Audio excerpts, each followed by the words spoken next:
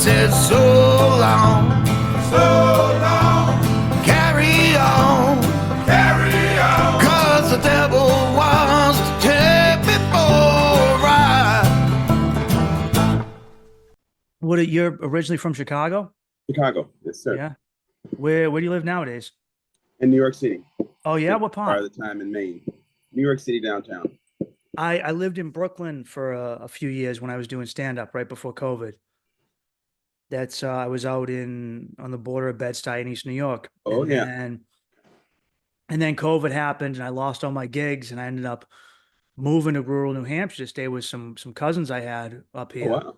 And that's when I was like, oh man, I don't know if I can go back to the city I unless I get an amazing job offer, which I didn't, got you. or an amazing writing or stand-up offer. Okay. I wasn't about to head back. Hey, that was a smart move. And so let me introduce you. Thanks for coming on the podcast. And this is Darius.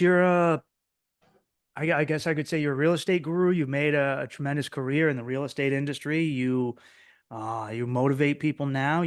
Could I say dating coach? You give dating advice. How'd you end up here? How did your career take you from growing up in Chicago into real estate and then giving advice on dating?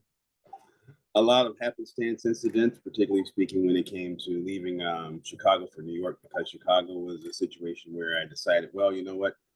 Interestingly enough, it was like the racial divide there actually brought me to New York. So it's like, Really? you know, there's something here that New York was like a universal city.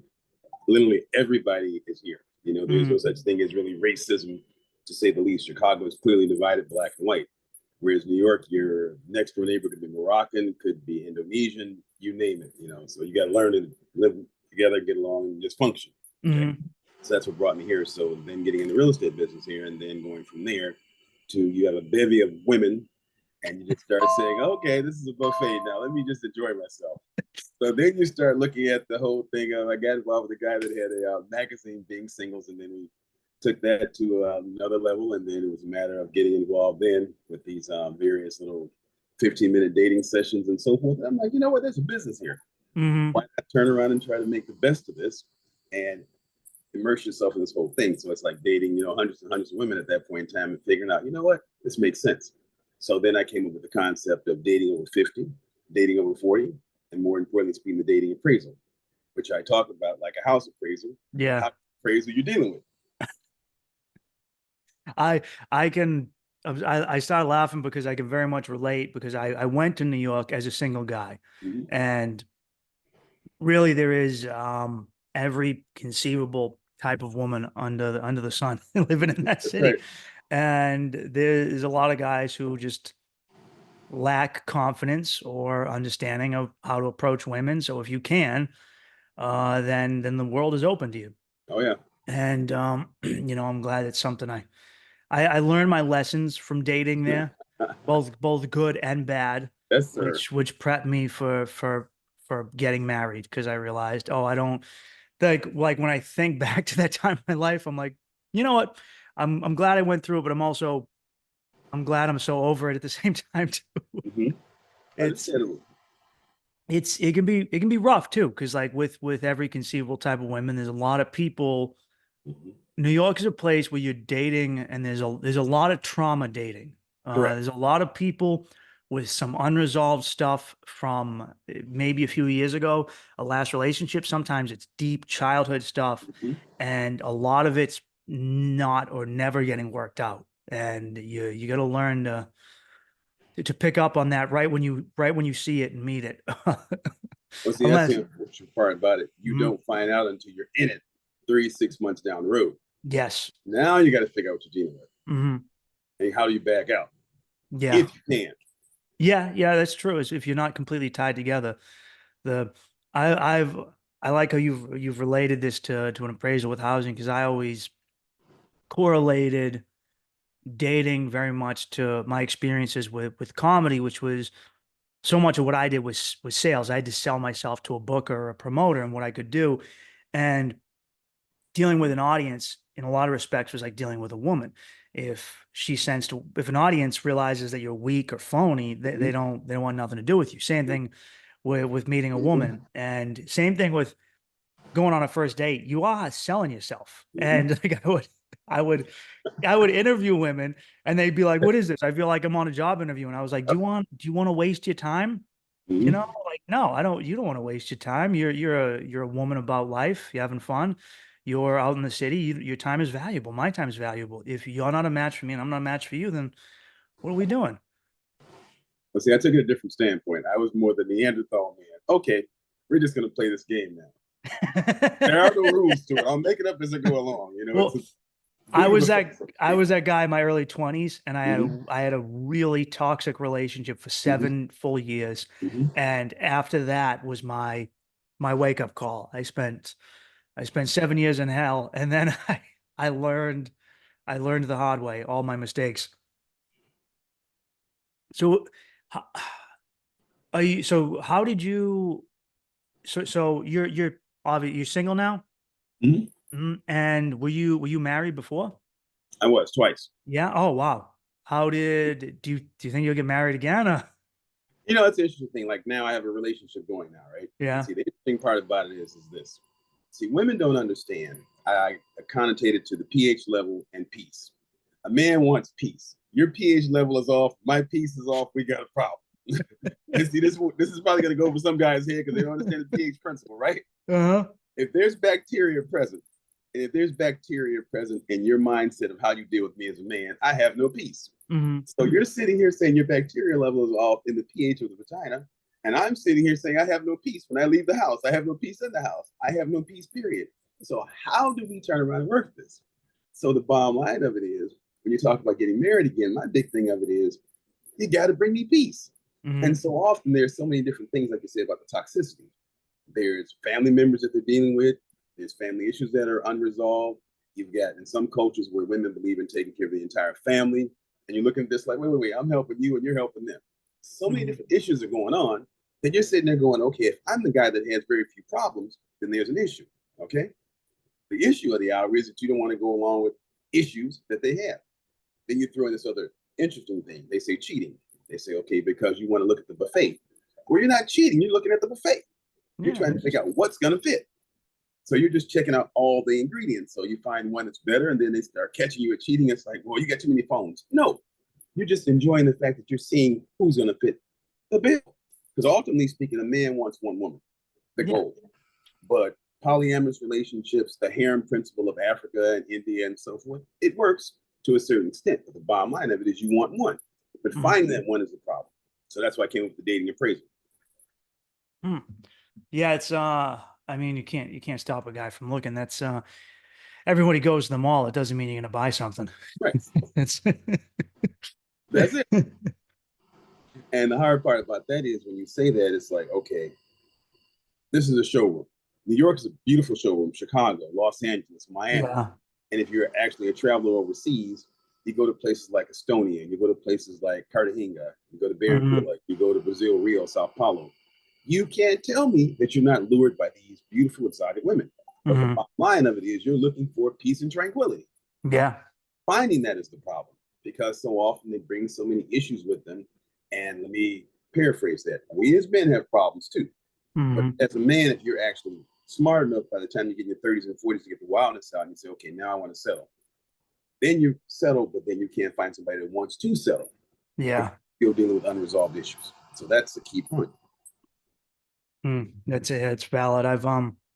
It pretty much sums up a lot of my dating experience when I kind of realized that, I wanted more out of life, that I didn't want to be an overgrown child. The dating pool, at least in New England, is very limited, to say the least. It's New York is very rough, but Boston is even rougher in my experience. My wife's from Medellin, Colombia.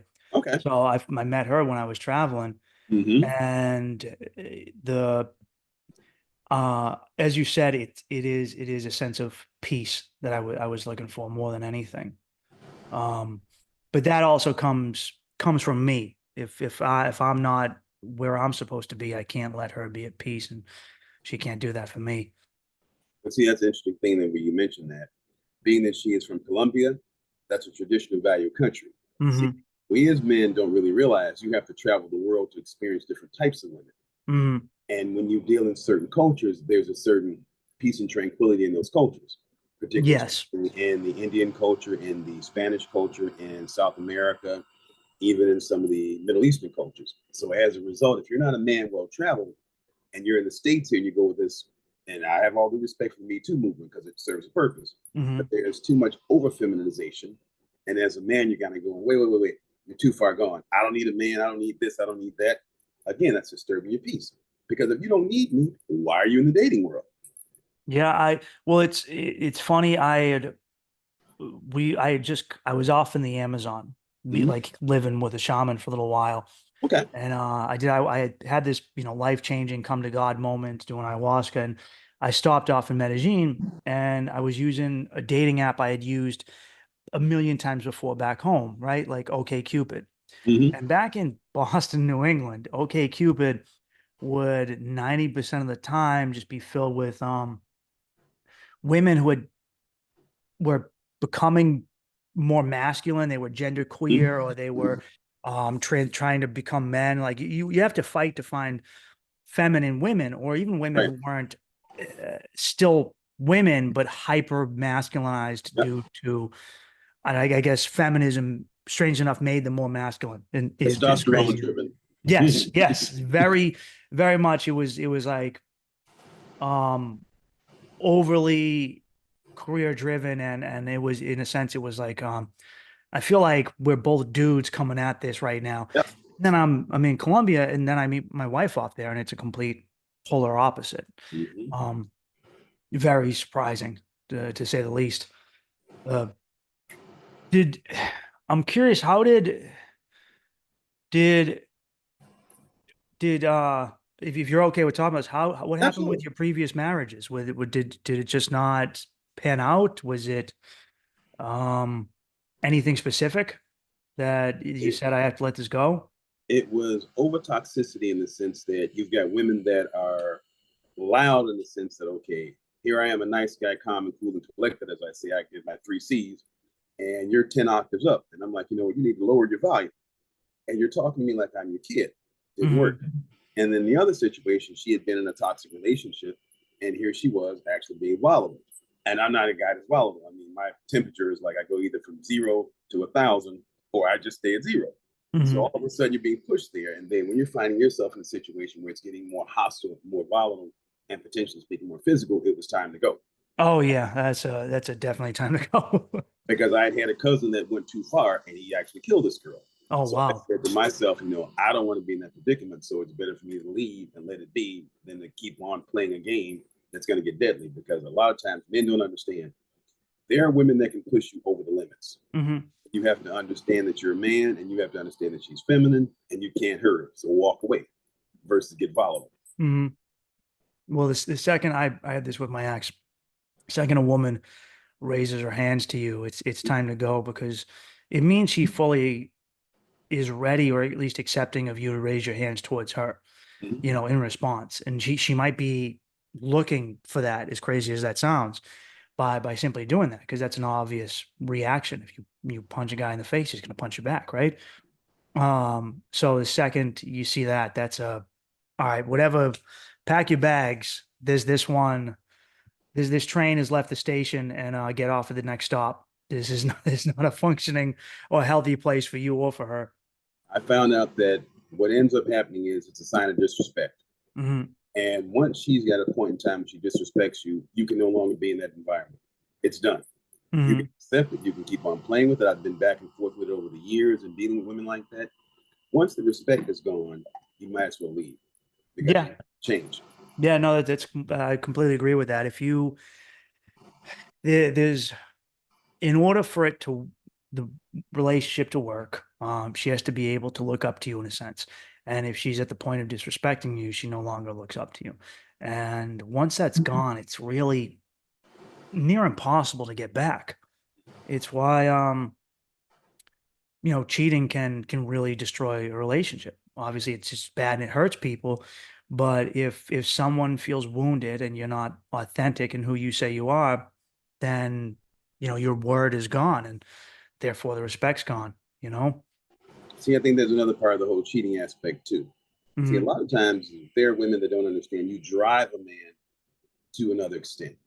You literally can drive him, because once you turn around and get to a point where everything is no longer valid for him, meaning that you're not hearing him, you're not giving him that space to actually understand him, you're not trying to, be misrepresentative. You're like, okay, dismiss him. You hear him, but you don't hear him. You don't want to interact. There is a lack of sexual being. When I say sexual being, I don't mean sexual intimacy, but there's just a lack of you being there. You're on one side of the bed, she's on the other. There is a lack of any interaction. So it's time for you to actually start realizing that this relationship is over. But a lot of times, and I've done it myself, we as men say, okay, we're going to step out. We'll stay in this relationship and hope that it gets better, and we'll go out here and find something else. The bottom line of it is, you have to realize when that's over with and she's taking that step, or you figured out that there's no longer any hope there, then leave. Hmm. But the cheating gets volatile because now she's caught you, and now there's a trust factor. There's checking your phones, there's checking your tablets, the whole 9 yards. It's messy. Hmm. Well, yeah, you can't. Once the trust is gone, that's the foundation for everything. And if you can't be honest, then you have no legs to stand on. The how do you find dating? How old are you? I'm 59. How do you find dating at your age? Like do people still use like Tinder and whatnot, or is it how has it changed so much since you were younger? It is so interesting now. Okay, we have everything from 15-minute dating things. You have Cupid, you have seniors, you have Twitter, you have Instagram, you have all these things, right? Hmm. But we've left the fact of just a simple interaction of on the job. We've left events, we've left corporate venues, we've left the fact of just parties, we've left the fact of the church and so forth. So the laundromat, the grocery store. Hmm. So now it's more difficult, because now trying to find that situation where you can actually run into someone, we've become so focused on the texting. We've become so focused on swiping to the left that finding someone now on the normal basis is very difficult, because now you actually have in some of these applications probably 75, 80 million women that are on Mm. apps. Now they're hoping to find Mr. Right on the app. Bad news, ladies, bad news, gents. At the end of the day, the men that are on these apps in a lot of cases are men that you will want. A lot of times the women on these apps have what I call fairy tale realities, because they're thinking of the ideal fairy tale that they can find. So these apps aren't any good. Mm. Because my understanding is that if you're if you're dating in your 50s, most likely you've divorced already, right? Mhm. And a lot of Multiple people, times. yeah, are going into this with broken hearts. That at some point someone has hurt you tremendously, and you might have, it's not just trauma from a high school sweetheart, it's trauma from a marriage where you had to leave a home and maybe fight over kids. And how often do you find when you're dating someone that it's, I have a friend, she's 51, I think. She lives in Maine, and she told me, she goes, when I'm on Tinder, these guys are just telling me, please don't break my heart. Please don't break my heart. Because they fell for some woman, were married, and obviously at a certain point, people just might not, they stop dating, when a married couple doesn't put in the effort. He comes home and he's gross and grimy, and she doesn't put on makeup anymore, and they're both, passing gas in front of each other. And there's a spot, stuff that you would never do when you first met is happening. She leaves, a guy ends up with and then he ends up on Tinder at 53, and he's just saying, please don't hurt me, please don't hurt me, please don't hurt me. Do you see that from the other side too? Do you encounter a lot of women who are in that respective, who are afraid of being brokenhearted?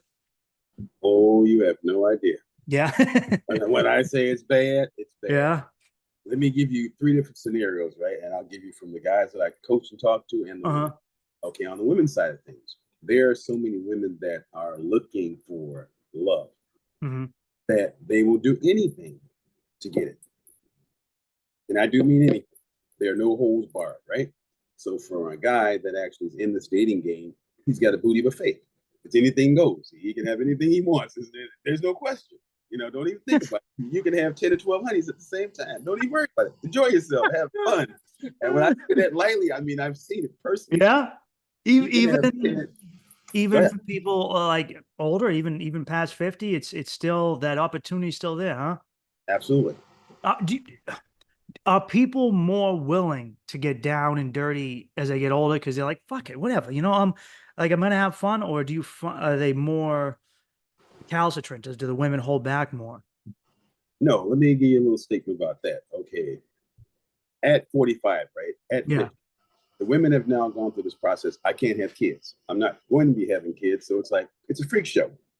You're all you can be. Get all you can get. And see, as a man, if you're driving down this lane and you're saying, okay, I'm just going to be just driving down the street, just pick up all I can pick up. It is what it is, And I say that openly. I'm like, listen, ladies and gentlemen, do not get this confused.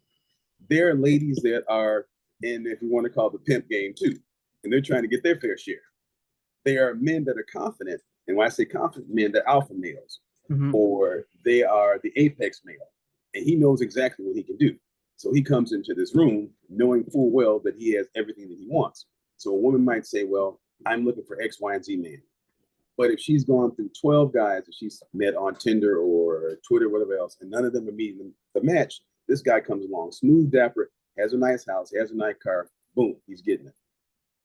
And he's on to the next one. Yeah. So that's how simple it is. Now, for the ladies' perspective, some of these ladies are saying to themselves, okay, they're chasing the alpha male. They're chasing the apex male. So they're saying, okay, they're willing to accept the fact that this man has other women because they can't find a man.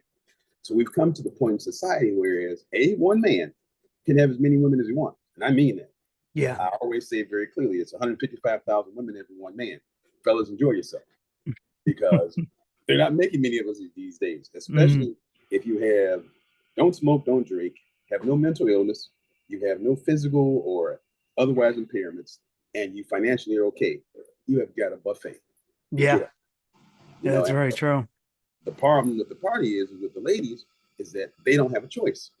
You're not coming to the table saying, okay, I'm in this feminine role and I want this, this, and this. You can have the fairy tale all you want, but the reality of it is finding that.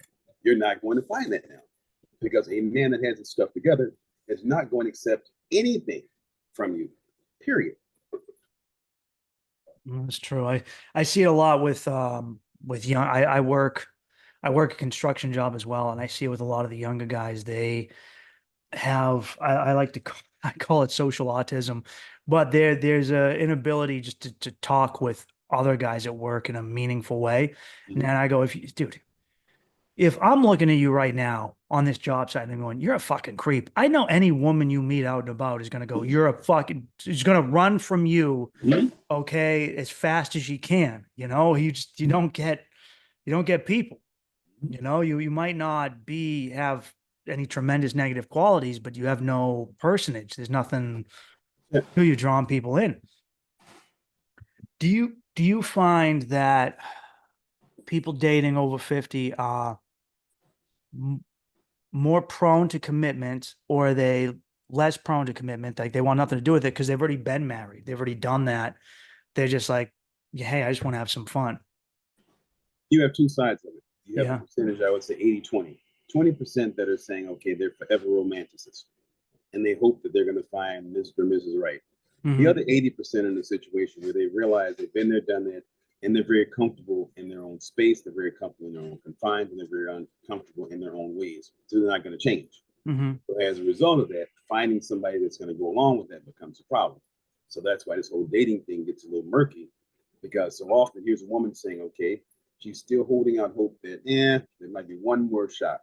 Here's the man saying to himself, I've been divorced, I've taken losses, I've taken hits. No, we just gonna have some fun. So that's what you're actually looking at now. Yeah. And I imagine the whole aspect of divorce culture plays into that, because it's very rare that you don't meet a woman who's like, oh, I lost everything in the divorce. You meet plenty of men who say, I worked for 30 years and I lost my house, I lost my kids, I lost my fucking dog, I lost, I lost the car I worked my whole life, my 1973 Corvette, I lost, I hear that from guys. I don't hear that from women. So I imagine that especially for men, there's this, what am I gonna lose everything for the third time, the fourth time at 63? See, here's the tricky thing there. There's this movement they call MAGTOW, men going their own way. Yeah.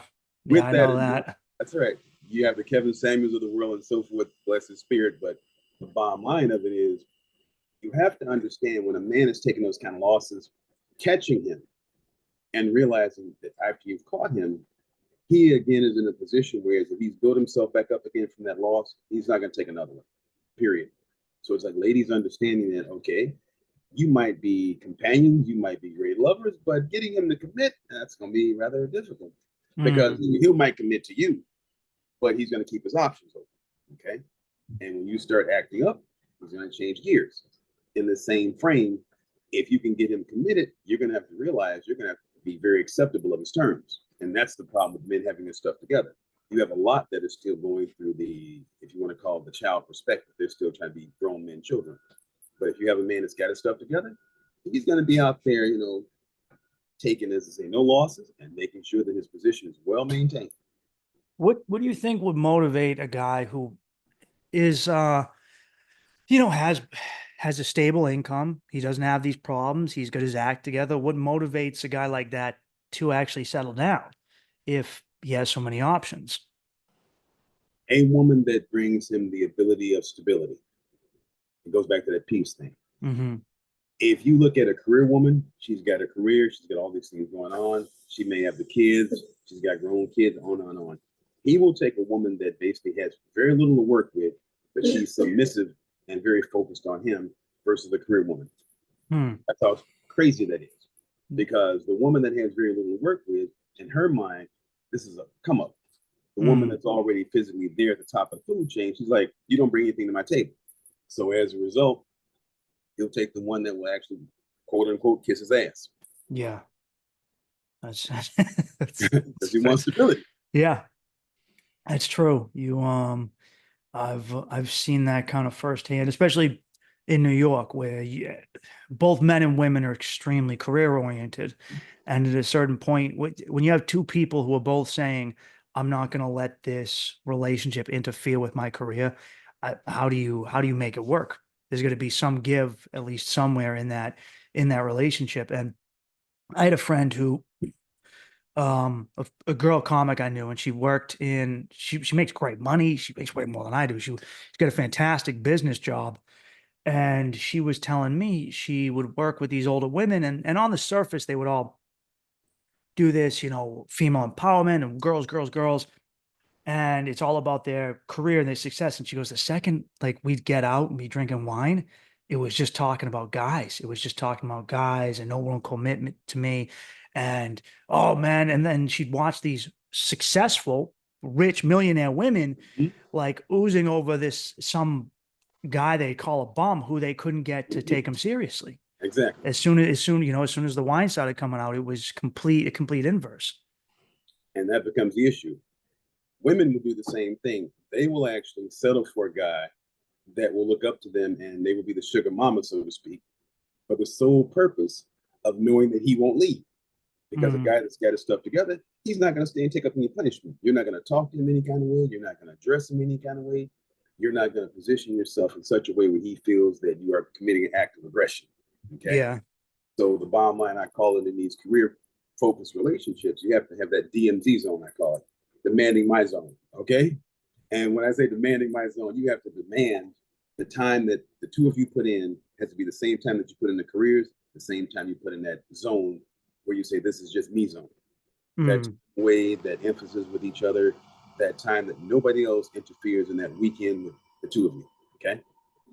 That has to happen. Otherwise, you're going to have that situation where male and females, women that have it on the go, they're going to go for the lesser guys, and the guys that got it on the go are going for the lesser girls. Because they're looking at the fact, I don't want to turn around and have anybody challenge my status.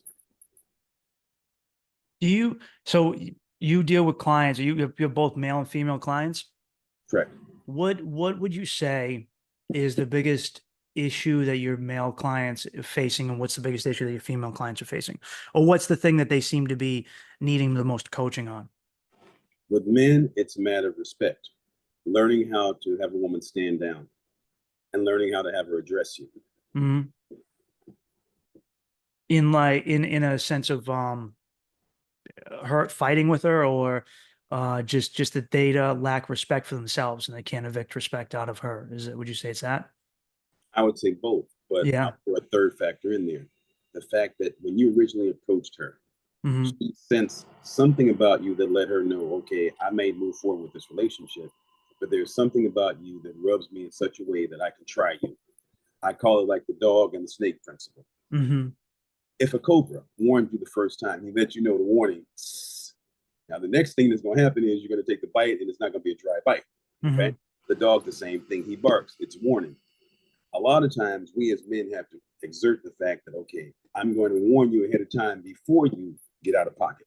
Okay. Mm-hmm. So as a result, these men don't understand. In the initial dating phase, when you first start out, you have to establish a distance. What we often do is we tell too much of our business, too much of our thoughts, too much of our concerns early on. And now this woman has now viewed you as being weak, a simp, or a punk. And from that point forth, you're going to be tried. Do you coach your guys like to hold back on like being open at the start, or when do you say is a good time to reveal how you feel? You have to understand there has to be a certain hierarchy. Mm-hmm. And I'll go biblical on one hand and non-biblical on the other one. Mm-hmm.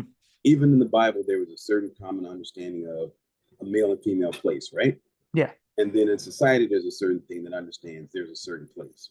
And you have to be very careful that you keep your woman in a certain understanding that you are the male in this relationship. You are the head or you the leader in this. And okay, it's okay to accept decisions that she's saying. It's okay to have her advice and so forth, but you still have to maintain your hierarchy, but you got to have your shit together too. You Yeah. can't walk in a half-ass saying to her, I'm the head, I'm the leader, and all these kind of things. But in the same token, you're not able to lead because financially you're not able to lead, mentally you're not able to lead, and you can't make good decisions. So you got to come to this thing. That's one of the first things I say. Have your program together. You can't have credibility issues. You can't have, the inability to pay bills. You can't have the ability to function and then saying, I demand respect.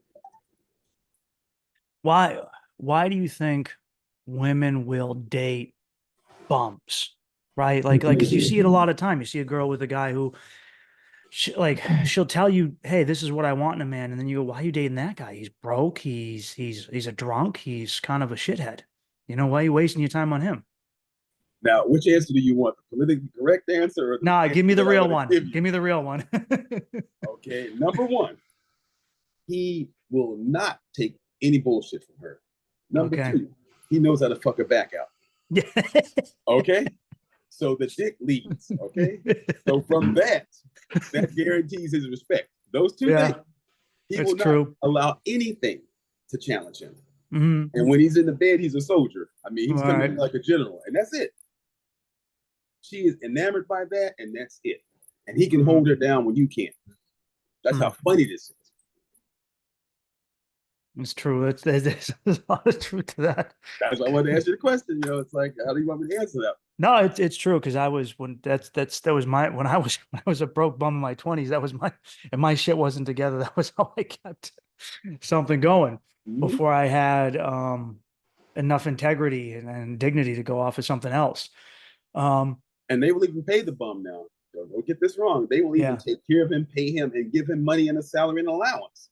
Yeah. And you, as the guy that has your stuff together, cannot get her to pay a bill, cannot get her to pay a dinner, cannot get her to take you out even by a birthday present. That's how deep that is. How would you coach a guy who does have his shit together but isn't, or is close to getting his shit together, to overcome that? Is it a sense of self-determination? It's two things. It's one, travel the world. You have to see the world and the bevy of what's out there. Mm-hmm. And two, you have to realize what the market is, what the market dictates. You will get what you accept. So you have to look at the world and say, okay, where in the world can I find what I'm looking for? If I'm looking for a submissive woman, if I'm looking for a more family-orientated woman, if I'm looking for a certain type of woman, you got to go where in the world that is. So you have to be more market-focused and more focused on segmentating yourself as to where it is. You got to look for it. And it ain't going to be easy, bottom line. But it's there. but it's called a plane ticket and a passport. The Mhm. next order of business of it is establishing the fact of what your standards are. Once you realize what you want and what you won't accept, then you get that. But you have to exude that courage of, I will not accept anything less than that. Mhm. And knowing that it's there, because like I always say, again, there's 150,000 women to every one man. Do not accept the bullshit. Mhm. It's I guess it's I liken it to we use a lot of allegories here. I know I've met guys who like friends of mine who run construction businesses, right? But I grew up in a blue collar working class Mhm. poor neighborhood in Boston, and most of the guys I know they get into trades, right? Mhm. And these guys will run a crew at work, Mhm. and some motherfucker shows up late, and they'll chew him out, or they'll send him home. Like they don't tolerate shit on the job site, and they go home, and I go, why do you tolerate that shit at home? You know, like I've watched guys who, you know, you think this is a hot ass dude, and then he goes home and gets bossed around. I've seen it so many times, and it's bewildering that I can see one side of someone, but then they're so tough when it comes to dealing with other dudes, and they go home and they lose it when it comes to their wife. Because it's something that I call the term as my father and grandfathers used to say, pussy whooped. Yeah. They're afraid to walk away. They're afraid to let go.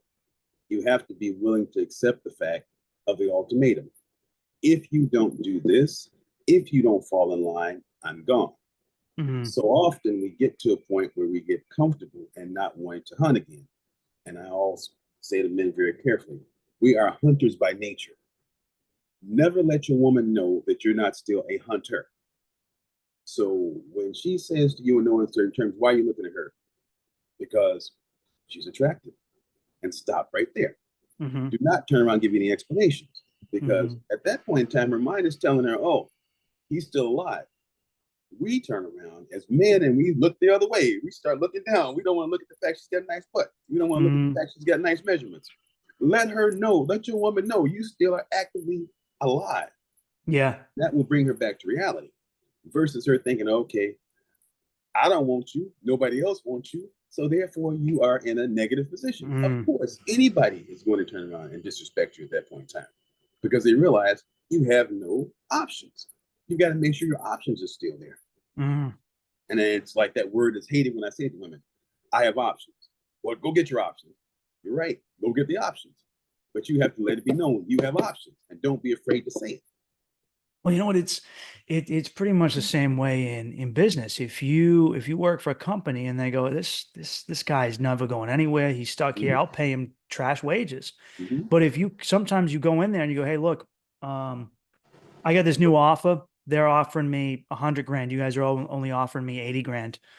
They'll go sometimes they'd be like, yeah, whatever. You fuck you. I'm gonna go get the 100 grand. Or Mhm. they go, you know what? They realize because someone else is interested in you that they go, you know what? Maybe this guy does have something to offer the company, and they come back with 100 grand or 110 or 120 grand. Mhm. It's I think it's a very similar principle, and that is as weird as it is, and a lot of guys don't want to hear this. How other people fuck with you is how a lot of people dictate how they interact with you. That's right. You And have to be open to that. it's like if you go to a buffet and you know there's one item that no one's put a spoon in, and you go, I don't know what that I don't know, but for some reason I don't want to put a spoon in there because no one else has touched it once. Mhm. It's But that's it. I mean, a good example of that is you go to an affair, and I say to single guys this: when you go to an event, go and find the girl that, yeah, she's not the most attractive, but she's got some opportunities. Watch how all the other women will follow behind you because they're trying to figure out what does he want in her. But mm-hmm. see, she is more than likely to be the one that will stick with you. Because this is the funny, and I say this very clearly: gentlemen, understand something very important. The woman must love you more than you love her. Hmm. And when I say that, it's like, what did you just say? I go, you must let her love you more than you love her. If she loves you more, she will always stay. If you love her more, she has the option to go. You think that's how do I phrase this? That comes from a sense of she goes, why are you more attached to me than I am to you? What are you lacking? Something Mm-hmm. of that nature. That's right. So when she loves you, and I say she loves underwear you got on, and she overlooks everything about you, and she just keeps coming back, that's the one. Mm-hmm. Versus the one that turns around and you go Google eye over and you can't get out of your system and you're just chasing behind her. No, no, no, no, no. That might be good for kicks and giggles, but the one you want to settle down with, she has to be the one that loves you more than you could ever think about loving her. Do you find that a lot of guys have a hard time accepting that? Because I know in a lot of times women do this more than men, but men do it too, where the person that likes them is the person they don't give their attention to. They go for someone who doesn't bat an eye. And the more that this person that they put up on a pedestal, the more they go, oh, I need you, I need you. The person goes, get the fuck out of here. And the Right. less they really by now just don't want you because it seems desperate. That's right. And that's the point. When you are in that position, you cannot get ahead. When you have that person that is chasing behind you and so forth, give that more of your time. Hmm. You can easily put that on the shelf and be like, I'll keep that right here. Keep it right there, nurture it, water it, and so forth. That other, give it the least amount of your time. You can play with it, you can toy with it, but make sure you go back to that. What would you say is when your women clients, what's their hardest thing with dating nowadays? What issue do they have with meeting men or getting over their own issues? Accepting the fact that they got to use reality, that the game has changed. It has. 20s anymore. They are not considered shelf items anymore. Their shelf life is now past. Let's keep in mind, 40, 50, 60 and beyond, your shelf life is done. You know, those legs aren't looking the same way. The tummy is now beginning to have the muffin top. The breasts are now sagging. So ladies, there's a reality check here. You can't just sit there and think you're going to compete with a 20-year-old. If I'm 59, I'm looking for the 24-year-old. I say to men, go back half your age, plus 10. So I'm looking at the 35-year-old. Guess what? I'm not looking at you at 40, 50, and 60. So therefore, you got a problem. So that's the biggest issue. Their biggest issue is the reality of the fantasy. You're not going to get Prince Charming anymore. You're going to get a man, but it ain't going to be what you want. So now you got to accept that. And you got to accept the man that you want is now going to turn around and give you the ultimatum. It's my way or the highway. And you women, you find people still fighting this even as they're getting older? Really? Because they're still saying to themselves, I am looking at myself when I was in my 20s. You're not in your 20s now. You got 20 plus years. You got 2 or 3 plus kids. You now have been through stuff. And now you now have a smart mouth. You now have an attitude. You have an opinion.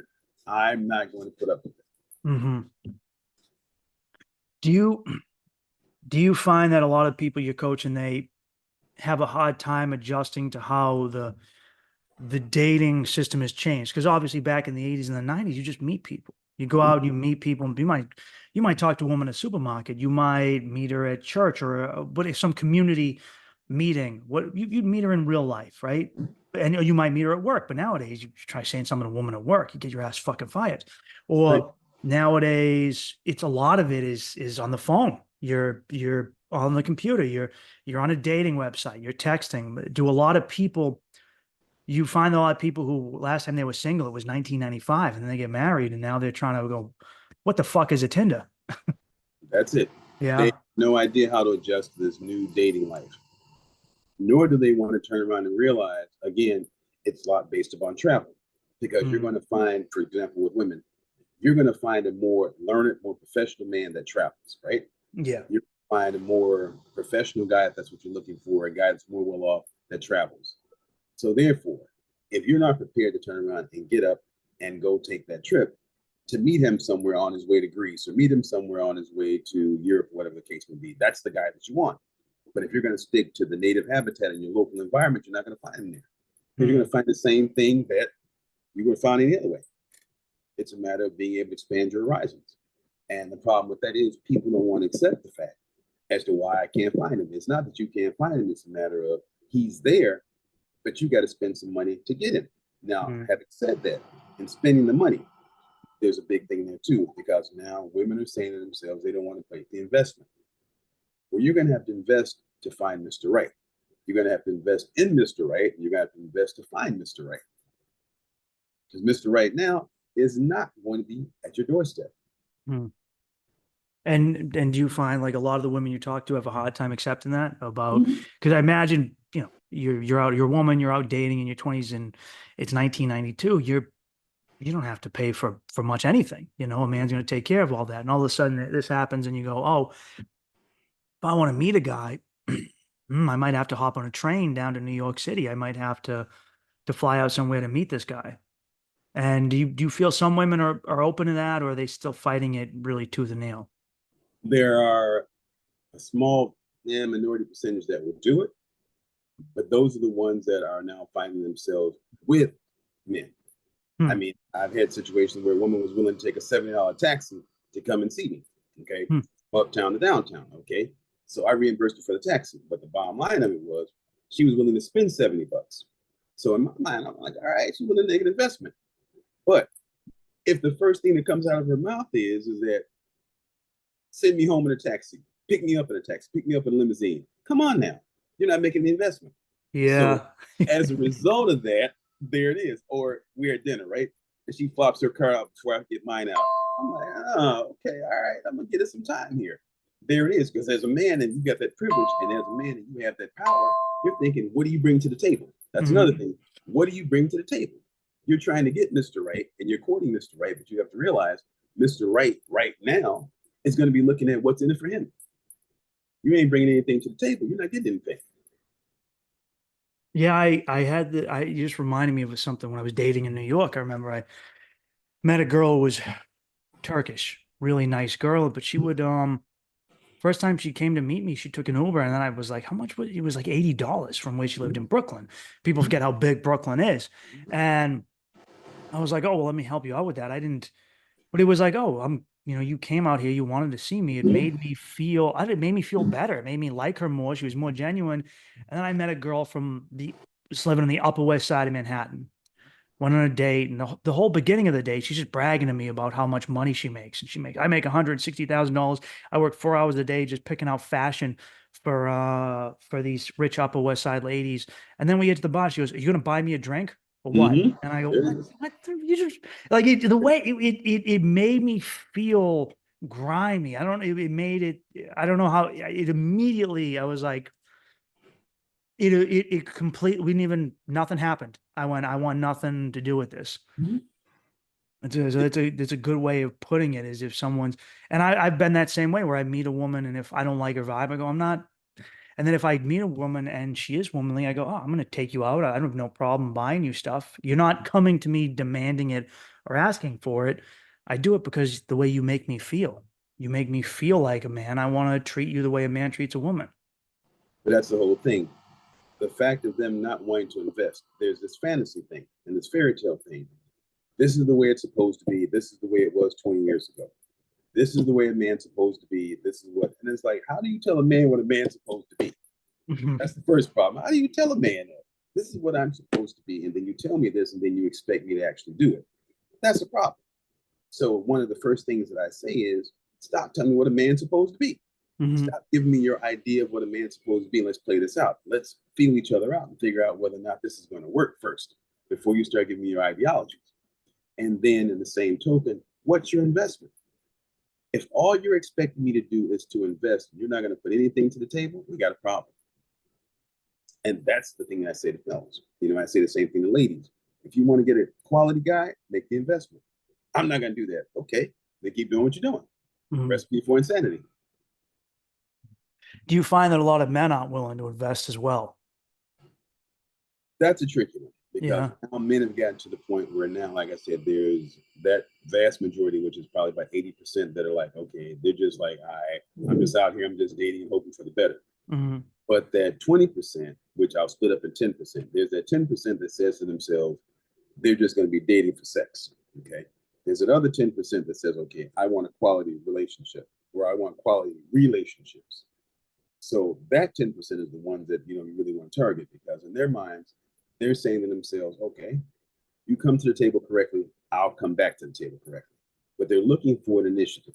And that goes everything from the woman's initiative to sex, as well as women's initiative in the initial dating, because that's another thing that comes into play.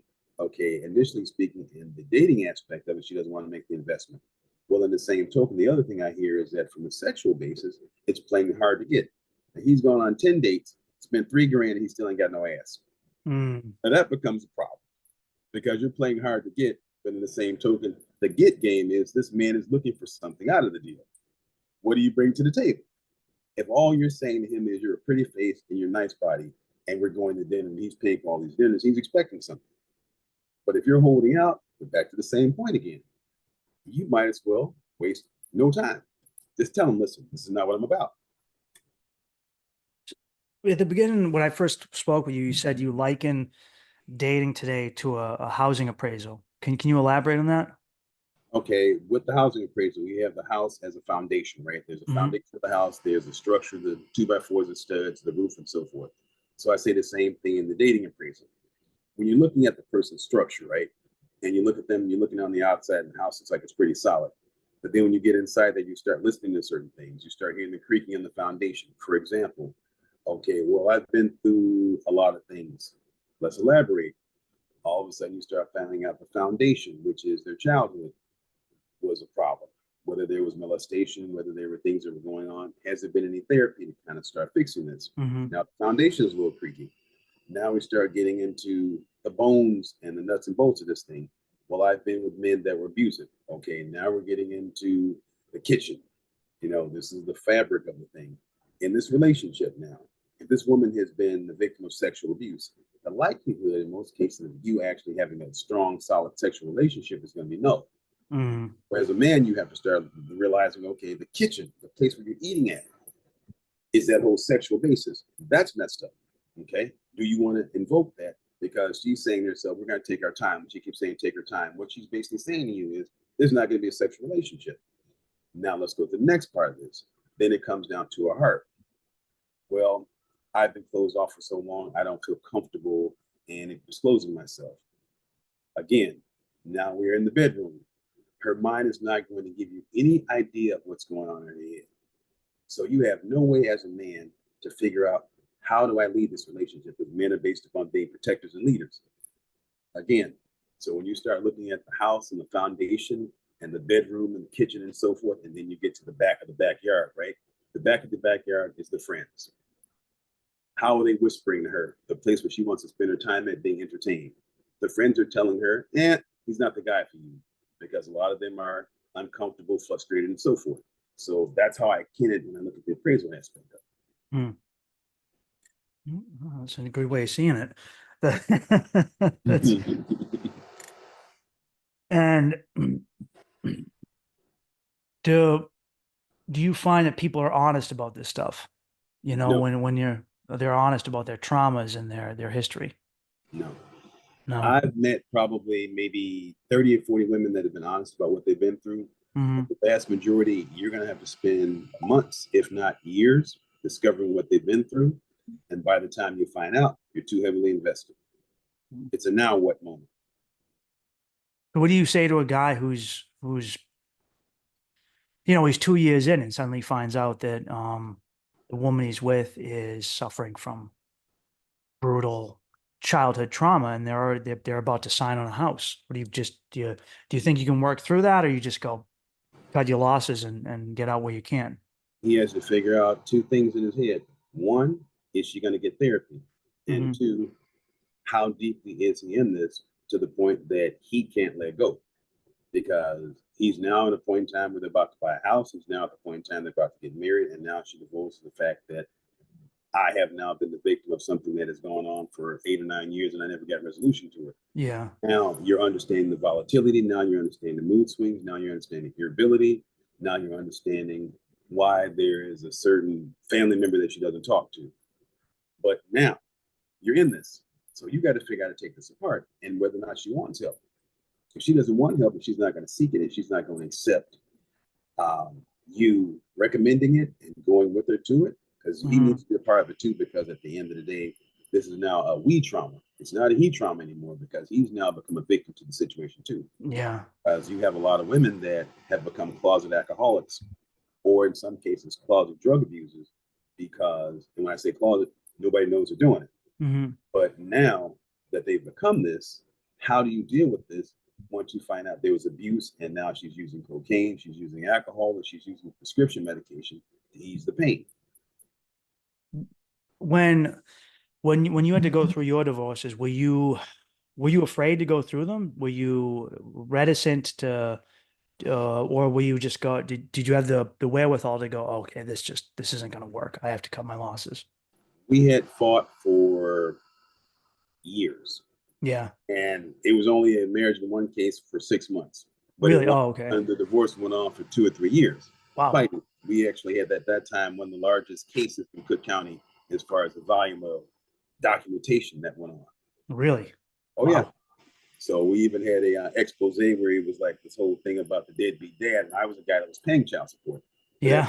The day it was based upon the fact of how many times getting arrested, how many times going through these processes and the procedures with the courts. Mm-hmm. So I was more than happy to walk away. I mean, anytime I had 8 attorneys that quit, Yeah. Wow. they got tired. You know, I even went to anger management. The lady in anger management was like, listen, I don't even want to deal with this anymore. Because there was no agreement. I mean, when you go to anger management and neither one of you can agree to anger management, Yeah. oh, that says it all. What made the proceedings go on for so long? I'm not entirely familiar with how these proceedings work. Was she just not happy with the settlement? Well, not even the settlement. It was more a matter of you're constantly fighting about the baby, you're fighting about visitation, you're fighting about every possible thing that you can imagine. Anything is a fight. Asset, verification, and on and on. So this just becomes a nightmare. And most of the time as men, you just get to the point where you're like, you know what? Something's got to give here. You know, you just get tired. As a guy, would you say that the court systems were acting against you? Absolutely. Yeah. In Illinois, there was a group that was formed years later. There was a gentleman called Jeffrey Leving. He was an attorney, and he created Dad's Rights. For guys that are going through this, I always recommend look at the Dad's Rights site, because so often we as men do not have rights. We have this baby with her, but the woman's automatically granted custody. Yeah. So she has to actually approve you getting your father's rights, or the courts have to show that she's in such a bad condition to give you any custody. Other than that, you just had a baby and that's it, you're a sperm donor. You know, that's basically the bottom line to it. So that's the problem. Your rights are very minimal. So when men get to this point where they actually have to go through fighting for the custody of a kid and trying to be the right type of dad and trying to be there, it's not as easy said as done. Particularly speaking, if you want to go on with your life and have somebody else in your life, that woman can make your life miserable. Yeah, I feel like I've seen issues where, even I have a friend of mine who's a girl who is dating a guy, and his ex is now saying, oh, this girl has even more money than him, therefore that should affect, he should be paying more since she's helping subsidize, which I didn't even think was a possibility. Oh yeah. Yeah, you can actually end up in a situation where you might be equally matched as funds, but at the end of the day, it depends on how the situation is playing itself out in the court system. And if the courts can show that this child, based upon how you were handling it back then when you were together, if it was private school, it was this, that, and the other, the courts don't say, oh, well, now there's got to be a downsizing of things. No, no, no. Private school is private school. If it was security bodyguards, if it was a chauffeured car, if it was a nice house, you still have to continue to pay on that. That's what men go wrong at. They think, oh, okay, it's going to downsize. No, no, no. Nope. And the court doesn't give you any leeway on that, huh? No. No. What ends up happening is that a lot of times you can go and you can get it amended, the order amended, but the bottom line of that is you still have to pay for this attorney, because keep in mind, attorneys are clocking $500 to $1,000 an hour. Yeah. So when he's clocking that kind of money, you're quick to say, listen, I'm already 50 grand into this. I'll be more than happy to walk away. And you just take whatever they give you just to get out. Does the court demand you pay alimony? Yeah, you have to. Really? Cases. I ended up not, but you Yeah. have to in most cases, because at the end of the day, if it's a situation where financially speaking, you find a woman that has nothing to work with and she has no job, you were leaving the house, you're stuck. So how do you coach someone who gets out of that into getting back out there and taking a risk again? Because I feel like that's you're dealing with a veteran who might have PTSD from dating. how do you get over the, hey, I just lost, 50K in a divorce proceeding, and now I pay, so much money that I'm eating Campbell's soup every week just so that I can eat. How do you coach that guy to get out there or woman and say, get out there and get back into it? You say them very carefully. You have to establish the fact of what you don't want to do anymore. Mhm. And as a man, you have to realize, do I want to get married again? Am I planning on having kids again? Am I planning on finding myself in a predicament again? And if you're wise, you're going to say to yourself, marriage is not for me per se, because I got to rebuild myself up. So with that being said, you're going to let that be. Now you're going to position yourself to say, okay, these are the things that I can do and I can't do, otherwise known as the deal breakers. And you deal with it from that perspective. From a woman's perspective, most of the time, ladies come out on top of the game. So the only thing they have to worry about per se is how much they can avoid having to deal with when they get with the next guy. Because again, now you're a moving target. Because now you're a target because maybe your ex gave you $400,000 or $500,000 plus in the settlement, right? You got the house and everything else. Now there's a guy out there that's saying to himself, he's about to get a free ride for doing nothing. Do you do you meet people who are who immediately jump back into marriage almost as a coping mechanism because they just got out of one after 30 years and they're like, fuck it, I'm hopping right back into it. I don't know how to play the game. If you remember in the news media recently, there's been an interesting situation. Mackenzie Bezos, she married the teacher of the kid's school, and he was a good person to listen to and be a confidant. And almost a year later, she was out of it again. And I'm sure there was a settlement in that. So that's a good example of what can go wrong. I have a number of people that have done the same thing because they're uncomfortable being by themselves. So the number one thing that I say is you need to get comfortable with being with yourself, to yourself, and by yourself, and then decide how you want to play this game. Because if you get back out there immediately, there's always somebody saying to themselves that this loneliness perspective, right? You're the perfect person to be lonely, and you're the perfect person to be the ideal marker. Because somebody's ready to hustle.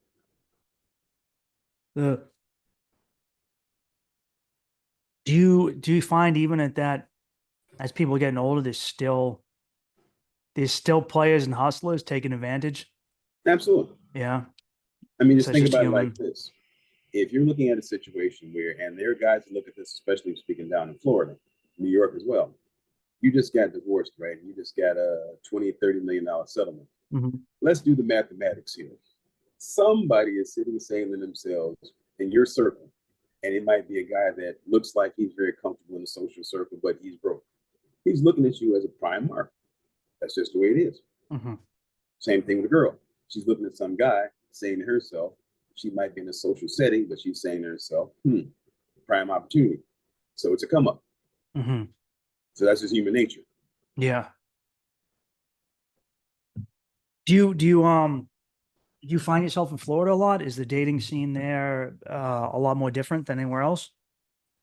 Florida is a different animal because at the apex of it all, when you look at how it's designed per se, right? Yeah. You have a social market and everything is based on a social circuit. So it's networking.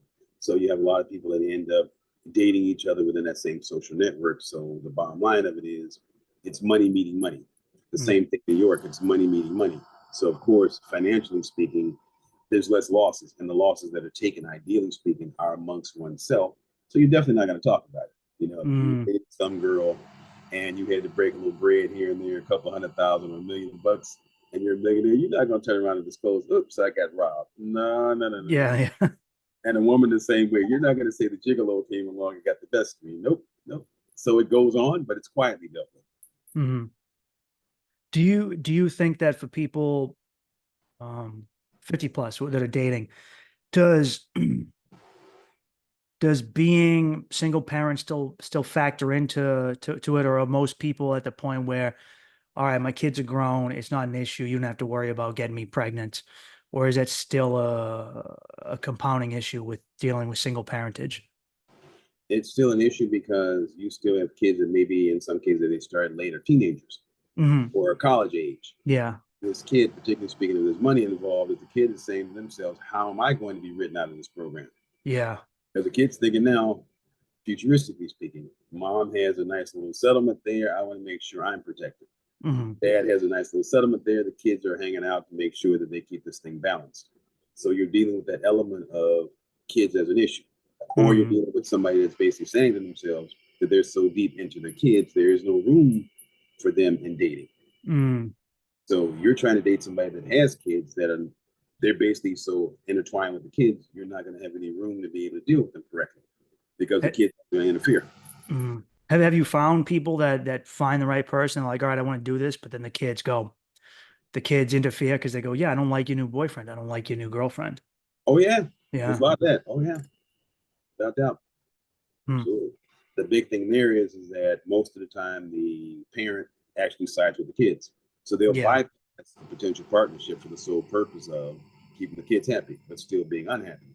Hmm. Cool. Do you think that there's hope for the dating market, or do you actually, we talked about MGTOW earlier, men go their own way, right? I see this with a lot of young guys, millennials and younger Gen Z that are just giving up on women. Do you see it with older men, with Gen X guys and boomers that go, you know what, I'm done with women too. I'll just fucking die alone. Do you see that too? Oh, yeah. I mean, I'm a Yeah. Generation Xer, I'm 59 and born in Mhm. 65. And the thing about it is that you get to a point, right? You're either going to take one or two positions. You're either going to be the player of players, or you're going to turn around and say, well, I'm done with it altogether. Men still have this yearning to want to turn around and have sexual compatibility and the ability to have some companions. Mhm. But it is becoming a lot easier now to turn around and have play as you go, so to speak. And I put it as pay as you go. So that's what I'm putting it, because now you have a situation where it's like, all right, I deal with you when I want to deal with you. I have companionship when I want it, and be gone. So Mhm. it's kind of that kind of movement. These men are not necessarily going their own way. What they're doing is they're positioning themselves to say, I'll call you when I need you. And Mhm. so she is play as you go. So they still have companionship. It's just a matter of they're not dealing with women on an ongoing basis. And these women are trying to figure out, why does he not want to settle? He has gone his own way because he has found that his experiences have been bad. So why would he turn around and keep on wasting his time? He just positions himself. It serves his purpose or his needs. Mhm. Hmm. Do you do you do you do you find there's hope for a lot of people dating these days, or do you think it's pretty dark out there? Because I've heard both sides of it. I've heard that for a lot of people, they feel overwhelmed, they're just not going to find. And sometimes people get caught up in the idea of the one, and I think that puts a little too much weight on it. I think you just have to be realistic and go. You find someone and you go, oh, well, you know what? I do love this person. The interesting thing about that is now I'll go 95.5%. 95% are going to find themselves unhappily trying to find the one. Mm-hmm. And the 5% are going to find a way to do one or two things. Either A, settle in these somewhat off and on relationships, and or just establish the fact that this is a market and enjoy the market. Mm-hmm. It's going to be one or two things. You're not going to have this guaranteed compatibility, because now we're in a situation where in the world, the lack of males is going to drive to a situation where, like I said before, right now it's one male to every 100,000 plus women. In probably 5 or 10 years, based upon how the male population is decreasing, we're going to have one male for every million women. Mm-hmm. That's a reality check. And what man is not going to turn around and enjoy the benefits of that position? Mm-hmm. When you walk down the street in the cities today and you start seeing males, the lack of men is telling you something. On the trains, on the buses, and the workforce and so forth, you're just not seeing it. That's why the construction business Mm-hmm. now beginning to see the effects of that. Thousands of men have retired and or died. They don't have any workers Mm-hmm. because they're not there. There are no men. Mm-hmm. Well, there's a lot. Some of the men are just they're men on paper, as I would say. They're not exactly men in reality. Too. Agreed. Agreed. Um. Now, do you find that, like, a lot of the guys that you're coaching are having a hard time with how women have changed because they got into a marriage, let's say the end of the 90s, and all of a sudden they're coming out and they go, what happened? Like, I feel like this is not the world I left. I came back and things are different. Oh yeah, technology has changed it. The Me Too movement has changed it. The women that are saying they're single parents and they're accepting responsibility of the household. You have a litany of things that's changed the whole dynamic. So now the men are now finding themselves in a market that does not exist, that did exist at a point in time. So now they're positioning themselves basically, unfortunately speaking, to either be alone or finding themselves trying to figure out what they want and not being realistic, like the women not being realistic to find out, okay, the world has changed. So now how do I adapt? Adaptability is just not there anymore because they're frustrated. How do I adapt to something that I don't know? It's like almost waking up, coming out of prison and going, I've been out of the circulation for 20 years. Now what do I do? Nothing is the same. There was no telephone, there was no internet, there was no this, that, and the other. That's what's really happening. You know, you had things that existed, that you had dynamics. Now you don't have that anymore. It sounds daunting because I know I get confused by plenty of stuff going on, and I'm 38 and I've been out of the game for a few years now.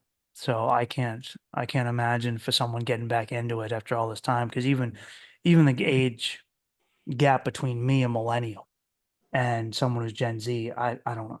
I don't understand half the words they're saying. Never mind what their exact dynamics are. And just think about it for a moment.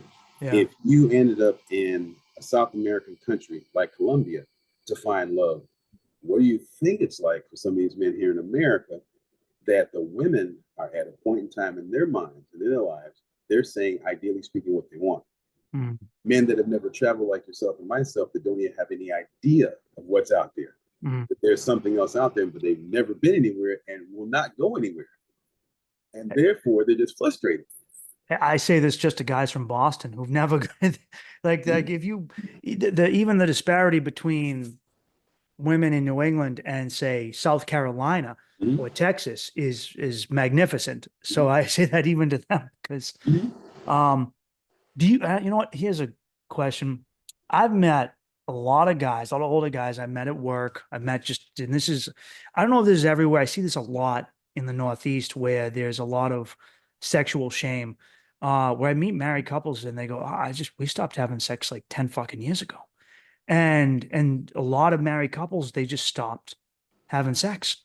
And I don't know if it's specific to the man or the woman. Oftentimes it seems like she's holding back. Do you encounter people who are just like, yeah, we stopped fooling around? And do they keep that attitude once they get back into the dating world where they go, yeah, no, I'm not fooling around anymore? Or was it specific to where they lost something in the marriage? It is both, because I've seen women that basically, and I've had the personal experience, they may not have had any interaction with a man, but the moment that you get to them and you open them up to things, oh, it's hold of the ball game. It's nonstop 24/7. They just can't get enough. So what ends up happening is these women are pent up because a lot of times it has to do with the fact the man has no energy. It has to do with impotency. It has to do with he's lost interest in her. He's lost interest, period. And or he's at a place in time where in his mind, he doesn't see her as attractive anymore. Okay. But a lot of these women are still pent up. They want to have a sexual relationship. And in some cases, they're having it. They're just not having it with him. Yeah. You know, they got their little boy toy somewhere. So, you know, let us not perceive the fact that all is good. Yeah. That's true. Oh, man. So how did you get into this from real estate? I'm curious. What brought you over to the dating world? Just your own personal experiences? My own personal experiences, and then the fact that I was just dating. And I mean, when I realized, you know, I've dated up to 300-400, close to 1,000 plus women. And at the end of the day, you know, you're meeting on these dating sites and it's like, this ain't working out. You go out with them and this ain't working out. You get into a sexual relationship and it's not working out. So I started writing about my own exploits and talking about it, you know, and discussing it and going, you know what, there's something to be said for this. I'm not the only one having these experiences, but I'm realizing how to capitalize on these experiences. So many men don't realize how to capitalize on experiences by basically, you know, journaling it or discussing it or creating a business out of it or whatever it may be. So I looked at it as both angles, you know, This is therapy. This is creating a business out of it. And more importantly speaking, defining why it's happening. See, there's a reason why it's happening. And it's the why it's happening is because now we have a difference in society. Society standards have changed. There used to be that point where women and the household was a certain way designed, and there were certain things that were off limits. Now it's like, okay, it's open. Mm-hmm. The gate's open now. And so now with the gate being open, everything's a game changer. Yeah, it also seems like a lot of people on both sides are completely dissatisfied, you know, where we opened it and it became a free for all and it lost any kind of structure. And as much as a lot of people don't want to admit it, they were okay with a lot of the way things were. Now, is there a small need for tweaks here and there to make things easier for both parties? Absolutely, but it didn't mean what's that old saying? You don't throw the baby out with the bathwater. You know, you don't. That's it. That's what was happening. And so that's what we're seeing now. You know, even when we look at the sexual liberation movement, now we have this liberation movement, and now we have men that are confused as to what to do. And then we have a situation where this is a thing that I found out that came out, particularly speaking with older men. When you're hearing women that are younger saying, okay, here are these older men that are out here trying to find younger women, and they're having impotency problems. And I've heard that ever so often. Well, he can't get it up. He's out here chasing me. And it's like, okay. So now here's another situation, right? These guys are out here trying to chase younger girls, but they don't realize they can't catch them. And if they catch them, they can't do anything with them. Same problem. Do you find a lot of that? Do you find a lot of guys that they're all right, I'm 55 now, and they think they're going to get a 25-year-old like they used to? Yeah. Oh, yeah. But minus the blue pill. See, you don't want to take that blue pill. Yeah. See, you want to go to a gunfight with a knife. Yeah. Hey, sometimes you want to compete in the Olympics. You need a little extra oomph, you know. You gotta take a few supplements to get there. Oh, well, that's what I say. I'm like, you know, you realize she's a gymnastic person and you're walking around trying to say play catch up. You can't do that. Do a lot of guys let that affect their ego? They're afraid to get that help. Absolutely. Yeah. Absolutely. I mean, they're afraid to go to the doctors and say, listen, I need some help. I have this problem and I need adjustments. Or, case in point, these same men, particularly speaking, dealing with older women, right? See, a lot of the older women have gotten to a point in time where now their big thing is oral sex, or their big thing is fellatio, whatever the case may be. So now in their particular case, they're saying to themselves, okay, he doesn't want to give me FaceTime, right? And the guy's like, I ain't doing it. I ain't doing it. They're playing DJ Khaled kind of thing. I'm not doing it. I'm not doing it. Unfortunately speaking, you got to change the game. If one thing's not working, you got to do something else different. Yeah. Yeah, I mean, that's this day and age, that's par for the course. I mean, at least for women I've met, younger women, it's kind of expected. That's right. Do a lot of guys still fight that, you find? Absolutely. Oh, yeah. Really? Huh. I'm not doing it. I'm not doing it. I'm not doing it. I'm not doing it. You know, I hear this word. I'm not putting my face down no puss. Okay. Really? All right. I hear you. But this is the problem now. The problem now is you have a weapon that ain't working. So now you got to come up with some other device to work. You know, I'm sorry. I mean, you gotta hike to climb the mountain. You know, it's part of the. It's not happening. It's part of the game. Oh man. So you know, you have this. There's so many dichotomies of that, and then you hear the same thing from the women that are at an older age. They're now in their 40s and 50s, and they have this thing where they want to turn around and have all this excess energy. I mean, I can't tell you how many I've met that have energy that are like a weekend starts on a Friday and ends on a Monday. And you're still going, damn, is she tired? Because of the fact that they got all this energy because they didn't use it during the marriage. Yeah, I've also heard, and I'm not sure if this is true, but I've heard women say that they enter their sexual prime in their 40s and men do it in their 20s. Correct. 40 to 60. Really? Sometimes late 60s. Wow. So the more pent up they were during marriage, the more unpent they get, or unbent they get, I should say, when they get into a situation. You know, I've seen a 60-some-year-old that they say as they dealing with her going, oh, whew, enough. It's like crazy. So, I know historically men wouldn't have a problem dating a woman that's younger than them, and a woman often wouldn't date a guy that's younger than them. But do you see that that's kind of dissipating now? Do you see women that you're coaching that are dating guys 20 years their junior? They're afraid to. Yeah. because they're afraid to compare that to their kids. They don't want to have that Oh, situation where they have to deal with their kids and the kids saying, wait a minute now, mommy's dating me. yeah, yeah, He's dating my friend. yeah. You know, that Will Smith and Jada Pinkett and August Alsina situation. Hmm. That's an example of that. You know, how she went out and left field and did what she did. And the bottom line of it was like, wow. And it would have only made headlines because of the fact of his age. Yeah. 20 years difference between them. But the bottom line of it is, are women capable of doing it or willing Hmm. to? Yeah, if society wasn't so judgmental. Hmm. So we'll wrap up in a second. What advice do you have for people that are out there that are older that are getting out into the dating market that are terrified? Be realistic. Hmm. Be realistic with your expectations, be realistic with what your needs are, and have an idea truly of what works. Don't come up with some unattainable situation of what you want. Okay, if you meet a guy and he's a janitor, we'll say, for example, and he doesn't have the greatest job and he doesn't have any career ambitions and so forth, and you're a woman that's a career woman, okay, but you want a nice guy and he's willing to settle down, then accept that. And the same token, maybe he's not so sexually intense. You got to take some losses. Same thing with a guy. You meet a woman that is submissive and she's down for the program, she'll work with you. Okay, so be that. But she's a bunny and she's crazy for, the loving. Okay, fine. Same thing. Accept that. She may not be the greatest of mindset. She may not be ambitious, but you got to take the losses that come with it. So it's all about being realistic. Do not set up unrealistic expectations in the hope of having them met, knowing full well that the world we live in now has changed. Hmm.